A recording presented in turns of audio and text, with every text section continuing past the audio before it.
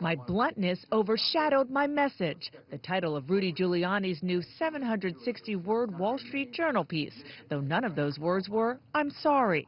Giuliani did try to put out the fire he ignited by questioning the president's love for America, saying he was really questioning Obama's willingness to talk about American greatness. I hope the intention behind those words can be the basis for a real conversation about national leadership, he wrote. Giuliani means President Obama's leadership, but his comments actually shined a light on the leadership of Republicans who want to be the next president, exposing an early divide in the GOP field. Those looking beyond the Republican base. I believe the president loves America. I just think his ideas are bad. And those whose silence appeals to the base.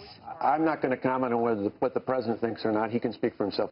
For Wisconsin Governor Scott Walker, who catapulted in the polls after a strong speech last month to Iowa conservatives, that non-answer is now part of a pattern. Over the weekend, he said, "I don't know," to a question from the Washington Post about whether Obama is a Christian. "I've never asked him that," he added. "You've asked me to make statements about people that I haven't had a conversation with about that." But Obama's religion has been part of the national political conversation for years, with some opponents questioning his Christianity despite his own talk about his Christian faith.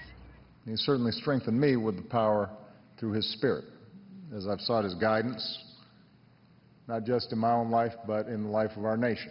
The fact that Walker left any lingering doubt about something as politically sensitive as Obama's Christianity left Walker open to criticism he's pandering to a powerful group of presidential primary voters. Walker tweeted he's just trying to avoid, quote, the media's gotcha game.